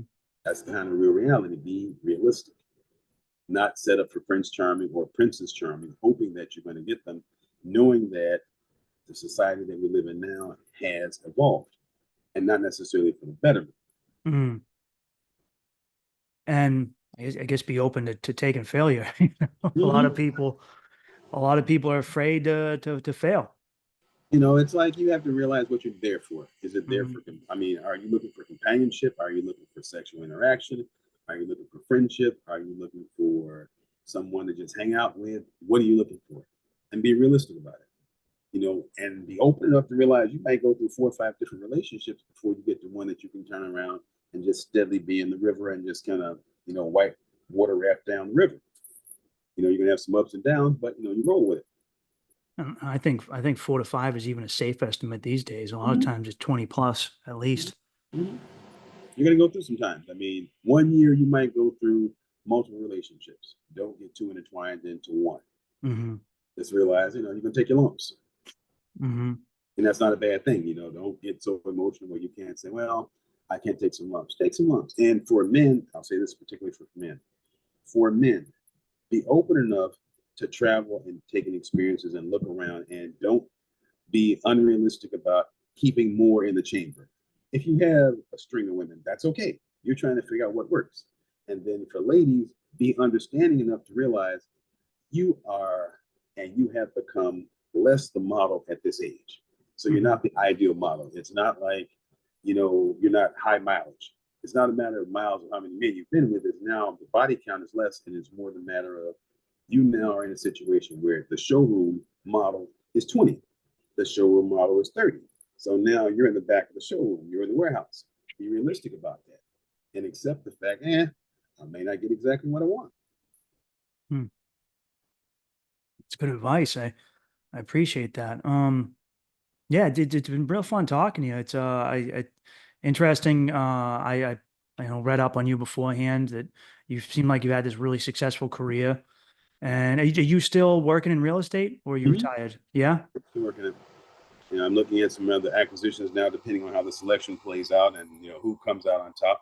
Hmm. Really take advantage of the real estate market, because we're going to see real estate on sale, basically, to the point that a lot of the mortgages and a lot of the commercial real estate is going to be down about 50%. The stock Really? is probably going to tank probably around 75%. So you think that'd be so it could be a good time to buy coming up? Oh yeah, it's Yeah. going to be a buyer's market across the board. How did you, I'm curious, how did you get into real estate? By accident, I was at a bank working, and then I left the bank, and then got off in the real estate. I bought 3 or 4 old houses that were raggedy down in Galesburg, Illinois, and that's how I got started. Yeah. That's pretty cool. I'm curious because you know, a lot of people my age think that you know, they'll never own a home because we're in this bubble and it keeps going up and up and up. Do you foresee that continuing, or do you think that there's going to be a crash at some point? 2025 through 2030 will be the lost 5 years. Real estate will not return to probably about 2040 when alpha generation comes of age. Really? So we're going to have probably about 20 years worth of losses. And when I say losses, houses will be on sale. You'll see $1 million houses half price. Really? It's going to be bad. Yes. I mean, when you look at companies like Big Lots, you look at companies like Sears and Kmart's and on and on. In the last decade, you look at all the businesses that have gone. That should give you an indication of what's happening. And it's not going to stop there. I mean, I'm predicting, and on some of the podcasts I talk about it, that the real estate market will be half price. The stock market will be down about 75%. So it'll probably be down somewhere around 3,000 or 4,000 points back to what it was before the 2007 crash. Mm-hmm. And you're going to be looking at probably 40 million people homeless. Really? Yep. And probably America's unemployment somewhere around 23%. Do you think that's inevitable regardless of the election? It's just pretty much kind of, yeah. We have gotten to a point where the bubble is not a bubble anymore. It's not a question of if, it's a question of when. And I'm saying between 2024 late and 2025. Because I live in Boston, and Boston has kind of a lot of the housing crashes didn't affect us. You know, everyone thinks that Boston is impervious to any dip in the market, which I find to be unrealistic. Personally, you can't go up forever. That's not how it works. You know, there's rises and there's falls. There's peaks and valleys, but you don't, you know, infinity isn't going up or down forever. We're going to see it. We're going to see it in most of the major markets in America. I mean, whether it's Ms. Harris or Mr. Trump, one way or the other, there's going to be a market correction, and it's going to be bad. What would your advice be to someone who's young and looking to buy a home? Should they wait it out? Wait it out over the next 16 months. Make sure their credit is good. Make sure their capital is right, and be patient. Mm-hmm. Just be patient. Yeah. We're going to see the deals in most of the major markets, and the secondary markets, the sub-tier markets, same thing. Small towns are going to be a buffet. Yeah. In both commercial and private. Absolutely.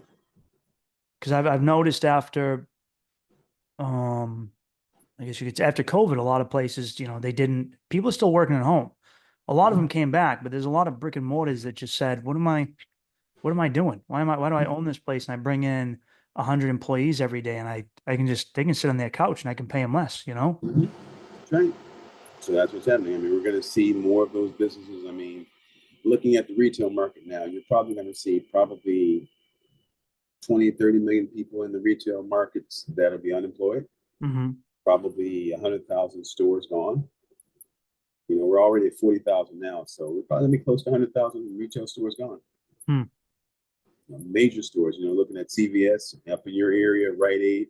Yeah. These places are gone. Well, I'm old school. I still go to like a brick and mortar store to buy my stuff.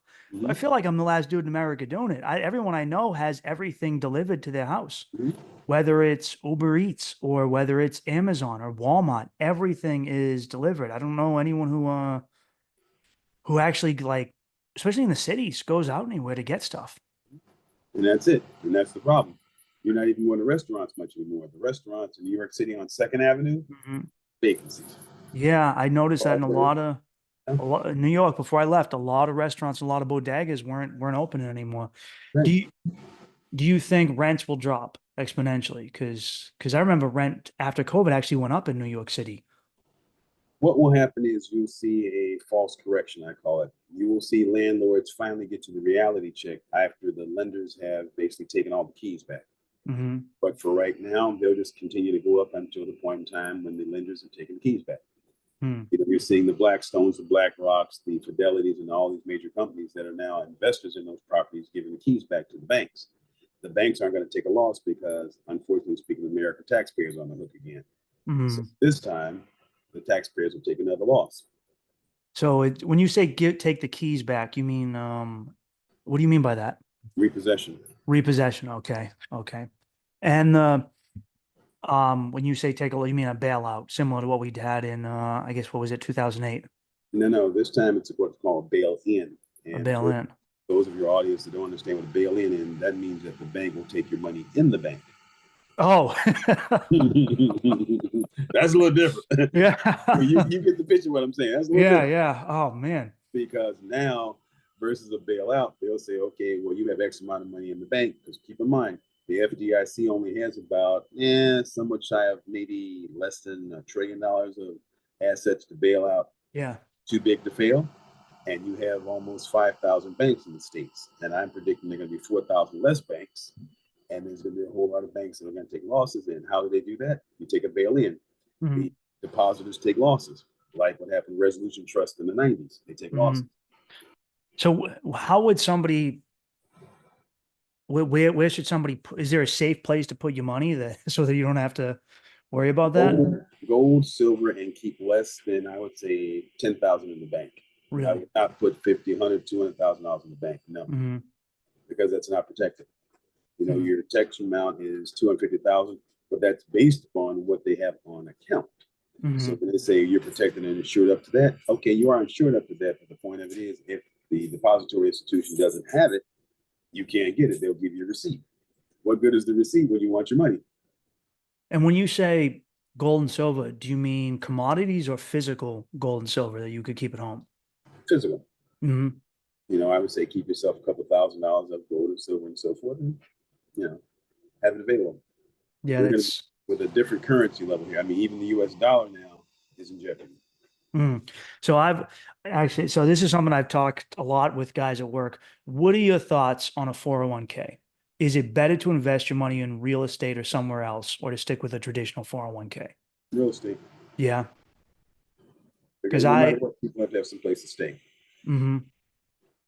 I'm one of the guys at my job who doesn't put into my 401k any more than just what my employer does. And everyone thinks that I'm a fucking psycho. No. And I say that if the market crashes, that money's gone. I'd rather invest it into real estate. That's why I'm trying to save up. Mm-hmm. If you have a 2, 4 unit, 6 unit, 20 unit, whatever else, people will have to have some place to stay. You're not going to have all the jobs in the world disappear. Mm-hmm. But the bottom line of it is you have to have that. That 401k can disappear because guess what? There was a law that was created under the Trump administration that actually allowed for private equity to take and utilize that money that's in those 401ks and in those pension funds. So people don't know that law exists. So that allows them to actually invest your money. So if that money goes poof, it's poof. So even pension funds aren't safe. That's right. If you look at some of the pension funds in Kentucky, some of the ones in Illinois, and some of the ones out west, they can just Google it and just look up pension fund disasters, and they can see what's happening. These pension funds are taking losses, lots of them, but they're being quietly dealt. Yeah. I've had this conversation that with all the guys in my union that our pension is not like a lot of guys think that it's set in stone. That retirement cannot be touched, that the 401ks and the pensions are just they're guaranteed. I go, no, they're not. No, because like I said, they created a law that allowed private equity groups and various merchant banking firms to turn around, take that money and invest. Well, if I'm investing the money and I can invest it any way I so choose within certain parameters, I'm getting a management fee. I'm getting a general partnership fee. That does not mean that you're going to get your money back. That means getting fees early on. That does not mean you're going to get your money. And that does not mean the money's going to be safe. If we look at Social Security, it is going to run out between now and 2032, 2035. Yeah. That's an example of you still have people that still need that money. And the same thing in the pensions. What happens when pensions start taking losses in the market? Where does the money get recouped from? So what is someone, would you say someone's like someone who's looking my age, I'm 38, I'm looking to have some semblance of retirement. I know Social Security is gone. All right. I know that's not going to be there for me. That's right. What do you say to put your money in or to put your hopes in? Would you say real estate? Put your money in real estate. Yeah. Multifamily.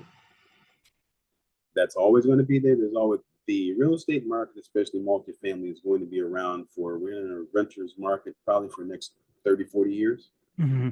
So you're safely to say that, we're going to be in that market and people are going to continue to pay rent. Yeah. And the price of rent is going to continue to escalate. It's not going down, it's going to go up.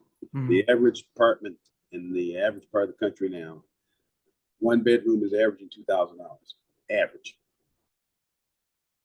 So that's pretty much cheap. So if you've got, let's say, 10 units, you've got $20,000 a month positive income. Take away your expenses, you're still up about 5,000. And I guess even if you don't have traditional renters, there's still Section 8 renters, and their pay is guaranteed by the government. Right. In addition to the fact in some markets you have subsidized housing, that's not necessarily Section 8, but you have subsidized. Mm-hmm. New York, you have Mitchell Lamas, you have rent stabilization, you have all different types of programs. You have the state and the local Section 8. So you have a lot of different options. I'm really curious to hear your thoughts on this. This is something that I do, is, especially guys my age, is a huge debate. What do you think about cryptocurrency? Do you think there's a future in it? Do you think it's just fool's gold? It's going to be there. Yeah. I would say by 2040, cryptocurrency will be up to 100,000. Yeah. Right now, this is the thing. Crypto right now is in its infancy. And I go back to being an investor in it in the early 2000s, right? Mm-hmm. When it first beginning, when the Japanese gentleman invented this thing. But cryptocurrency was originally invented by the security agencies because they were actually utilizing it as a vehicle between various groups from point A to point B to utilize exchanges of transactions. And I think folks that can read through what I'm saying, that they were utilizing it to fund various governments and so forth and various activities. Yeah. So that's what they were using it for. So now when it became mainstream, the problem with it was it went mainstream, people went crazy, so it took losses. So now we're going to go through the process. We're like with the BRICS, Brazil, Russia, India, China, and so forth. Mm-hmm. These countries are creating their own currency. So with that currency being created along with crypto and along with the US dollar being jeopardized, you're going to see the whole currency basket change.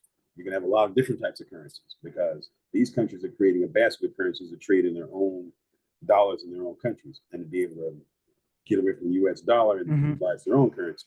So crypto is probably going to be, I'd say 100,000 by 2040, as well as the stock market will probably be up to 100,000 by 2040. Because we'll go back here again. But this is after a dip. Oh yeah, we're going to see, like I said, down to, I would say at minimum 7,000. I'm expecting probably down to 3,000 or 4,000, but we're going to be down at least 7,000. So the market's going to leave 23,000, 24,000 points.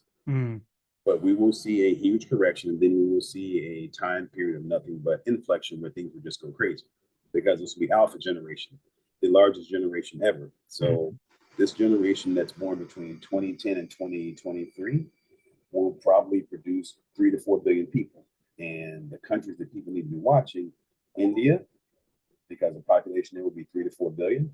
Nigeria, the population there will be close to 2 billion. And when you're looking at Brazil, and when you're looking at Egypt, those countries to watch because those countries will have probably 8 billion people. And that's a lot of people. And there's a lot of bodies that will need all these new technologies and all these new vehicles and all these new machineries and all this new production. So Americans need to start focusing on international situations because we're going to be in a different time. Yeah, we won't always be top dog. A lot of people have a hard time accepting that.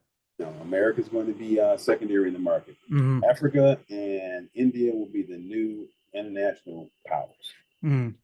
It's funny. There's a lot of people trying to focus on China, but China's got a population collapse coming too. And I think a lot of people don't realize that. Right. It's the same thing happened in Japan in the 1990s. They started slowing down with the people aging out, and they aged out because China made one mistake, the one-child principle. Yeah. If they had not did that one-child principle, their population would probably be close to 5 billion now. Yeah. It would be a super powerhouse. But they did, and that was a mistake. These other countries aren't doing that. So they're going to maintain, not only India now is controlling medicine. Nigeria will be the superpower when it comes down to energy and electronics and so forth in manufacturing. So those guys in those countries. So so it'd be wise to invest over there. And it's I think everyone can agree that some tough times are coming ahead. But if you're smart, you can take advantage of it for what comes after. Absolutely. Or if not for you, for your children. Absolutely. At this stage of the game, you want to be smart enough to start looking at setting up trust, utilizing insurance vehicles, and insurance on yourself as parents, insurance on the grandparents, and positioning yourself to be able to take advantage of what's ahead of us. Mm. We're looking at a very uncomfortable time period over the next 5 to 10 years. Yeah. But after that will be a lot of opportunity. Yeah. Yeah, it is. If you're similar to dating, if you're willing to take the risk and jump out there, it's like I maintain this, the dating and is just another mirror of life. It's another aspect. And it's all about if you're afraid, you're not going to get anything. And if you're unwilling to jump at an opportunity when a beautiful woman comes along and you get scared or you go, oh, she's going to be like just like my fucking ex, that it's no different than watching a beautiful investment opportunity come by and not jumping on it. That's it. We're going to see a very interesting environment. I'll say it that way. So folks just have to be prepared and ready to take advantage. And you're right on point. Do you think the U.S. dollar, when it does, something's clearly going to happen to it? It's not cut out forever. Do you think they'll just go full, they'll kill the fiat and go full crypto, or perhaps just merge it with another currency? The U.S. dollar will still be available. It just will have less power because now countries that are utilizing the U.S. dollar, like Saudi Arabia, they were during the Nixon Accord, they utilized that as a way to exchange for petroleum. Now the Russians are utilizing it. So now the US dollar will still be around, but there's going to be a basket of currencies. We'll be trading their own currency. So you have the US dollar and you'll have a Brazilian currency mixed with a Chinese currency. And so you can go anywhere and exchange currency. And kind of the BRICS will do what like what the EU did. They'll have their own version of the EU, the BRICS currency. But they'll be a little different because they'll be smarter with it. Yeah, they can correct. They can just look at the EU and go, yeah, we're not doing that. Okay. That's it. Real simple. They made a mistake. They didn't think about what was going to happen when these countries did not want to work with each other. The BRICS are all working with each other because they realize they have one common goal. We have 3/4 of the planet in our population. So all we have to do is just play it right. They have the population. Yeah, they have the workforce. That's right. And then, like we said, there's plenty of people that are leaving, what we consider the first world countries now. Obviously, that's going to change, that whole concept of first and third world. And because as a guy, I've traveled quite a bit, and I've traveled Colombia extensively. I was just down in Panama with my wife. I've been throughout Ecuador, and I've traveled throughout Europe, but recently in Latin America, I noticed there are way more Americans, Canadians, Australians, Europeans than you could ever imagine. And guys who found a way and they're willing to leave because they're not finding love at home. They can't realistically afford to have a family. Like, hey, I'm going to go to work and have 3 kids and my wife can stay at home. A lot of people, that's not realistic in the US, especially in a big city. So I meet a lot of guys like that. And so if these countries have a workforce, there's a ready supply of educated people from the US who are ready to move and take advantage of that. The thing that you made an interesting point when you say, well, what I tell these guys is learn a language, learn another language of the you're targeting, whether it's Spanish, which is a huge population in the Western Hemisphere, to something in the European languages, to something if you're looking at Africa, learn those local languages, because in most of those countries, you can make it off of $2,000 a month. Yeah. You can't survive off of $2,000 a month in the States. No. It's impossible. That's the reality to it. In some cases, $1,000 in some of those countries. Yeah, you can't. I met in Panama, met a lot of ex-military guys because we had bases down there. A lot of expats in Panama City, high quality of life. A lot of U.S. businesses are down there. And then you go to Ecuador. I met towns and villages that were just American retirees, Americans and Canadians, because Ecuador and Panama are both on the US dollar. And in Ecuador, I met these towns where it was just, you can go down there and it's retirees that are dating. They've some of them are married, some of them are dating, and they, you go to a village and it's maybe 30% locals and the other 60% are it's excuse me, 70%. It's people that are retired because they couldn't feasibly retire back home. And I think, that's something you'll see as well is when you sell your real estate, where do I go now? Because there's no Social Security. I need somewhere to go. Then I've been working on Spanish You know, I got a little bit of French, but I've been, thankfully to my wife, I'm learning my Spanish because I wish, oh, I wish I learned when I was younger. You know, it's one of I know those the things. feeling. I know the feeling. Believe me, I know the feeling. Yeah. You know, when you sit and think about people don't understand, Thailand, Singapore, Colombia, Brazil, DR, Argentina, these countries that you can go, and if you got $500,000, that's $10 million. Yeah. If you You got know, $200,000, that's $1 million.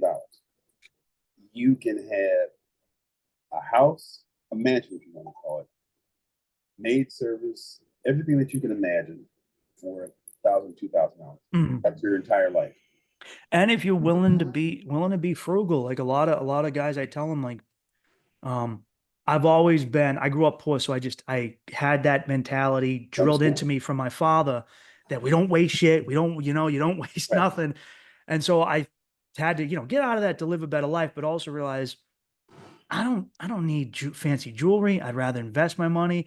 I can get around in a 98 Honda Civic, and Mm-hmm. did it I did for a Mm-hmm. long time, longer than I needed to. Okay. Just Right. because I could Right. invest it somewhere else. And the upside is that I tell my buddies, I got friends that go out and they still drink and party. And I go, you're going to go out this weekend and you're going to drop easily $500 on beer, women, Coke, that's it. That's your go down south. That could be 5 months worth of utilities and rent, Right. in the Southern hemisphere, Right.